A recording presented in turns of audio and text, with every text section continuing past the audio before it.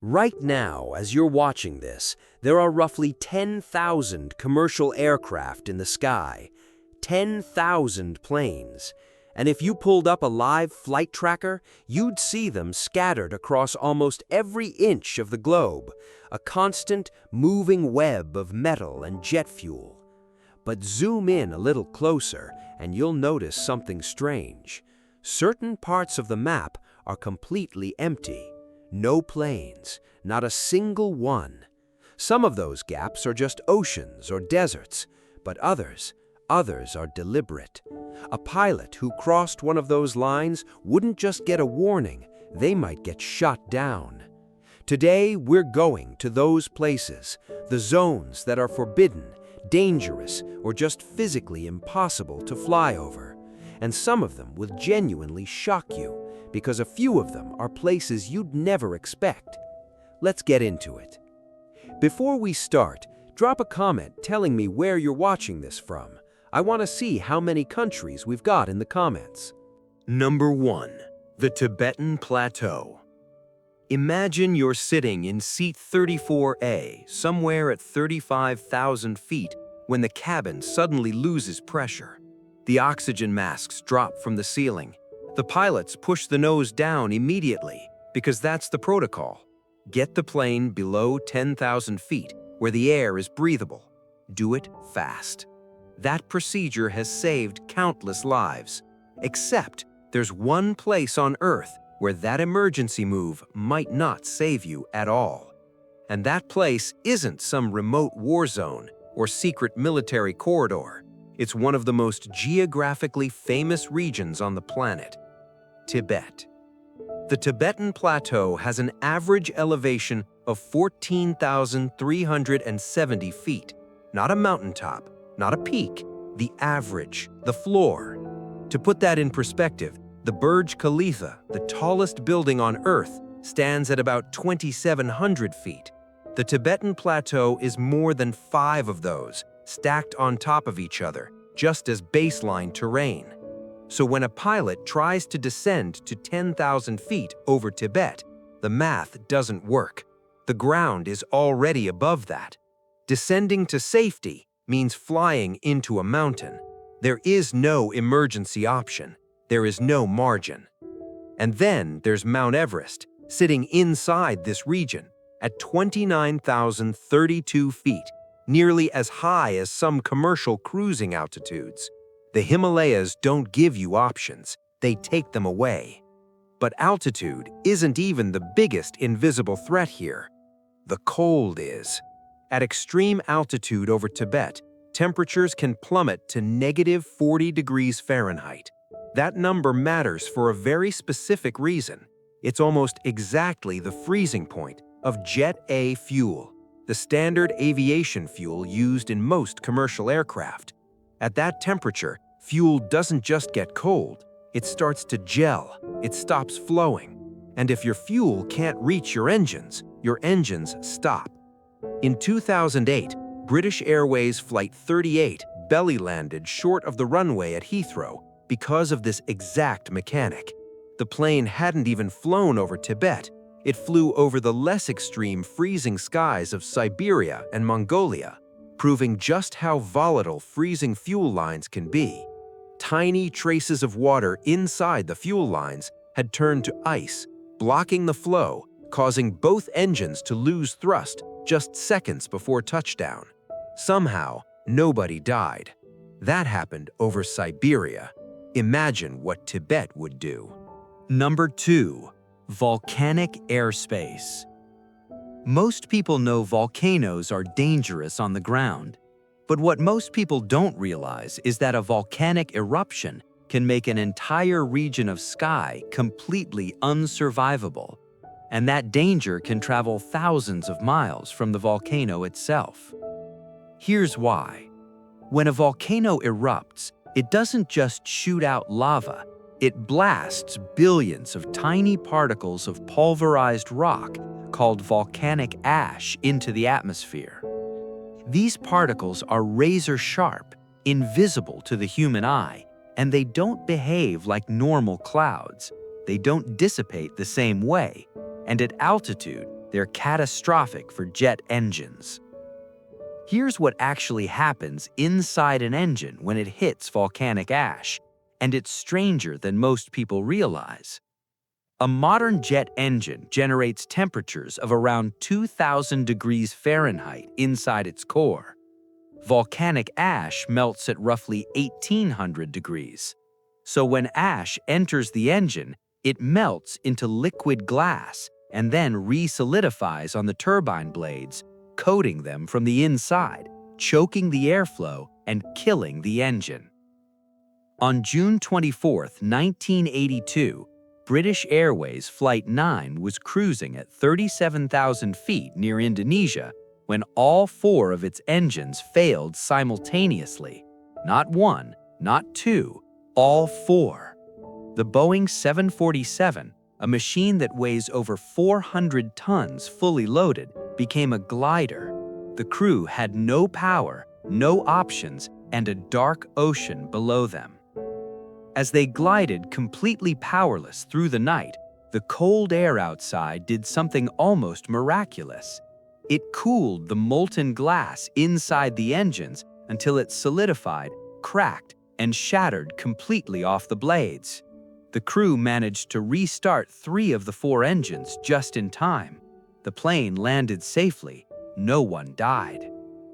But in January 2022, the Hunga Tonga underwater volcano erupted with such force that its ash cloud reached 190,000 feet, 36 miles into the mesosphere. Commercial planes don't fly anywhere near that high. The ash still disrupted flights across the Pacific for days. Today, aviation authorities issue SIGMETs, Significant Meteorological Information Notices, whenever volcanic ash is detected in a flight corridor. Pilots reroute, airlines absorb the fuel costs and the delays, because the alternative is 4 dead engines over the ocean at midnight. Number 3. Mecca. Every no-fly zone we've covered so far exists because of physical danger: frozen fuel, ash clouds, mountains that eat aircraft. Mecca is different. Here, planes stay away not because of missiles or mountain ranges, but because crossing the wrong line in the sky could offend more than 1 billion people. And that, it turns out, is more than enough. There's a claim that floats around online about this place, and it's worth addressing before we get to the real story. Some people claim planes physically cannot fly over Mecca due to a magnetic anomaly, that the Kaaba, the cubic structure at the center of the Grand Mosque, sits at the precise magnetic midpoint between the Earth's poles, causing aircraft instruments to malfunction. That's not true. Security helicopters operate over the city regularly during the Hajj pilgrimage. Birds nest on the Kaaba itself. The magnetic anomaly story is a myth. The real reason is far simpler and far more profound. Non-Muslims are not permitted to enter Mecca at all, and that prohibition doesn't stop at the ground. In Islamic tradition, Mecca is considered the axis between earth and heaven, with heaven understood to sit directly above the Kaaba. Flying over it, with non-Muslim passengers aboard, is considered a sacrilege. So, airlines reroute. No negotiation, no exceptions. The airspace over Mecca is simply off the map, not because a radar says so, but because 1.8 billion people say so. That's a different kind of no-fly zone entirely. Number 4. North Korea and conflict airspace. North Korea is by most measures the most unpredictable airspace on Earth. The country has a history of launching ballistic missiles without advance notice, without filing a NOTAM, that's a Notice to Air Missions, the system pilots use to flag hazards along a route, and without any regard for what might be in the way. In 2018, North Korea reached an agreement with the International Civil Aviation Organization to provide warnings before launches. In May 2019, they resumed launches without any warning at all. By September 2020, the US FAA had issued a formal prohibition banning all American commercial carriers from North Korean airspace entirely. But North Korea isn't even the most chilling example of what conflict airspace can do to a passenger flight. In 2014, Malaysian Airlines flight MH17 was cruising at 33,000 feet over eastern Ukraine when it was struck by a surface-to-air missile. All 290 people on board were killed. The airspace had been restricted below 32,000 feet due to the ongoing conflict in the region, but not above it. That single altitude gap cost nearly 200 lives. After that, the aviation world fundamentally changed how it approaches flying over conflict zones. Today, airlines avoid Ukrainian, Russian, Iranian, Yemeni, and Libyan airspace entirely, adding thousands of miles to certain routes. A flight from London to Singapore now takes significantly longer than it did a decade ago, purely because of closed airspace. Every extra mile is more fuel burned, more carbon emitted, higher ticket prices. The geopolitical chaos on the ground quite literally reshapes the sky above it. We cover this kind of stuff regularly, the things that happen in the world that most people never stop to think about. If that sounds like your kind of content, the subscribe button is right there. No pressure, but you'll want to. Number 5. Princess Juliana International Airport. Everything we've covered so far is invisible. Magnetic restrictions, political bans, ash clouds, zones you can't see and would never know you were in. This next one you can see coming from a mile away, literally. Princess Juliana International Airport on the island of St. Martin in the Caribbean has one of the shortest major runways in the world at just under 7,000 feet. That's tight, even for the aircraft it handles. So to hit that runway accurately, pilots have to fly their approach at an angle that brings them in dangerously, almost comically low. How low? About 100 feet above the heads of beachgoers on Maho Beach. That's roughly the height of a 10-story building, except it's not a building. It's a fully loaded commercial jet, engines screaming, moving at around 160 miles per hour, passing directly over sunbathers who are lying on their towels watching it happen. The jet blast alone is violent enough to sandblast the skin off your arms if you're standing at the fence. In July 2017, a woman was killed after being knocked backwards by jet blast while holding on to that fence. People still come, every single day, because a shot of a plane passing overhead at 100 feet is one of the most visually spectacular things in aviation. For pilots, it's not a spectacle. It's a precision exercise with essentially zero room for error and people directly underneath the approach path. Welcome to the riskiest routine landing in commercial aviation. Number 6. The Mirny Diamond Mine. In 1955, Soviet geologists discovered diamonds in the frozen ground of Siberia. Within a decade, they had carved out one of the largest man-made holes in the world, the Mirny Diamond Mine. At its peak, it was producing 10 million carats of diamonds per year. The pit is roughly 4,000 feet wide and over 1,700 feet deep. There's a hole in Siberia so large that pilots are told to avoid flying over it. Not because it's restricted airspace, not because of missiles or governments, but because some aviation experts believe the hole itself could pull an aircraft out of the sky. Here's where the physics gets interesting. The mine closed in 2004, but the physics didn't. Deep holes trap and absorb heat. Even in Siberia's brutal winters, the air inside the Mirny pit is warmer than the air above ground. Warm air is less dense than cold air, so it rises constantly from the hole, like an invisible chimney. when a helicopter transitions from flying through cold, dense air over the surrounding tundra into the pocket of warm air rising from the mine, it experiences a sudden, dramatic loss of lift. The rotors are designed to grip dense air, pull them into thin air with no warning, and the aircraft drops fast toward walls that plunge 1,700 feet straight down with no recovery room. You could drop the Empire State Building into this hole and not see the top, then stack another one on top of that and still have room.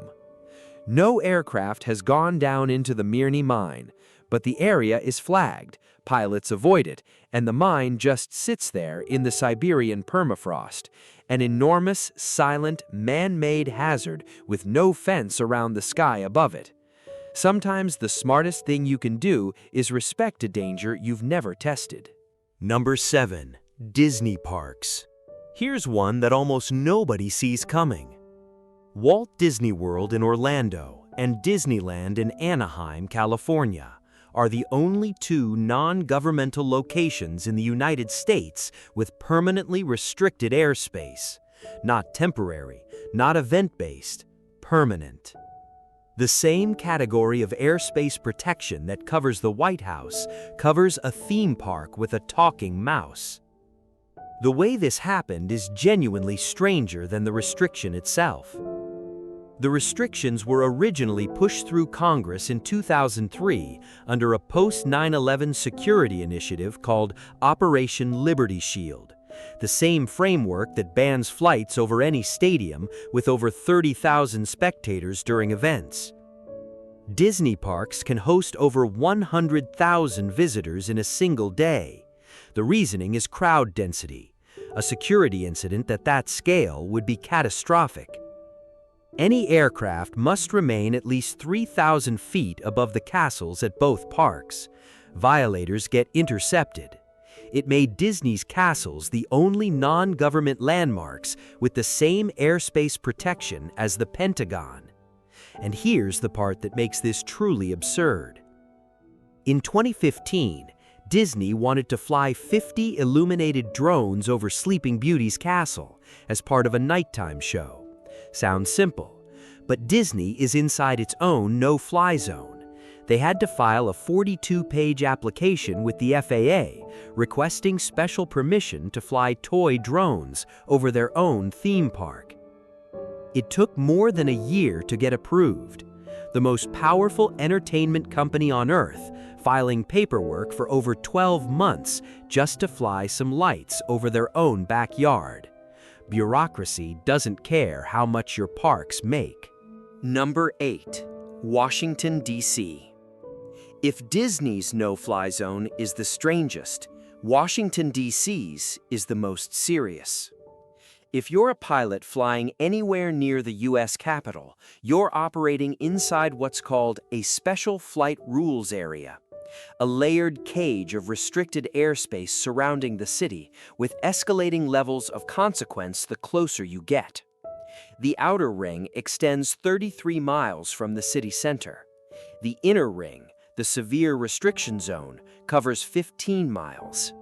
At its core, the White House, the Capitol, and the Pentagon. What happens if a plane crosses into that inner ring without clearance isn't quite what most people picture. Military intercept jets scramble, not eventually, immediately.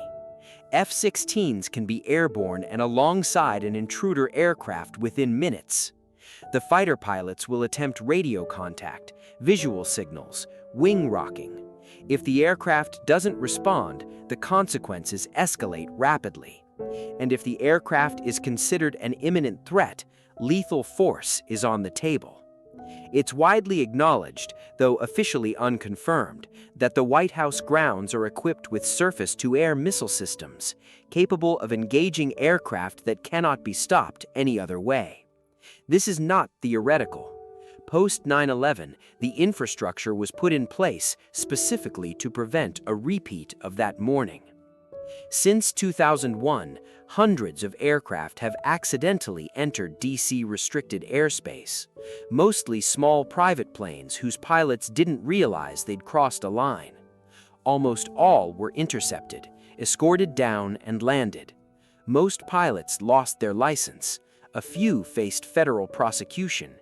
Yet. Number 9. Area 51. Everything else on this list has a clear stated reason. Mountains, ash, religion, politics, crowds. Area 51 gives you nothing. The facility, officially the Nevada Test and Training Range, located about 83 miles northwest of Las Vegas, is one of the most secretive military installations on Earth.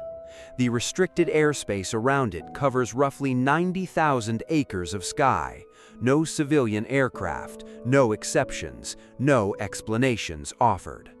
What makes this zone genuinely different from every other restricted airspace is what happens when you approach the boundary. You don't get a government website explaining the rules. You get a radio call. A very calm, very firm voice telling you to turn around immediately. Multiple signs on the ground around the facility warn that deadly force is authorized against perceived threats. The FAA charts simply mark the area as restricted. End of discussion. The base is believed to be where the U.S. developed and tested some of its most classified aircraft, the U-2 spy plane, the SR-71 Blackbird, early stealth technology. Pilots who accidentally encountered these experimental aircraft during test flights reported objects moving in ways that seemed physically impossible, which fed decades of UFO speculation. The irony is, the secrecy itself generated more curiosity than any disclosure ever could. We know almost nothing about what's currently happening at Area 51. We know exactly where it is, and we know that the sky above it is one of the very few places on Earth where the rules are enforced with no room for interpretation. Whatever's up there, someone wants it to stay that way. Which of these surprised you most? Drop it in the comments. I genuinely read them, and I want to know which one got you. The sky feels infinite when you're looking up at it, but it's not. It's divided, regulated, restricted, and in some places genuinely lethal. Not because of anything dramatic, but because of physics, politics, religion, and history all stacking up in the same place at the same time. The reason your flight takes the exact route it does isn't random. There are teams of people, decades of regulation, and in some cases, centuries of human history that determined where that line on the map goes. Next time you're in a window seat, watching the ground pass below, you're looking at the result of all of that. The places you're flying over, and the places you're very deliberately not. Safe travels. If you made it this far, you're exactly the kind of person who's going to enjoy what else is on this channel. Hit subscribe so you don't miss the next one, and there's a playlist sitting on the screen right now. Pick any video, I promise it's worth the click. I'll see you there.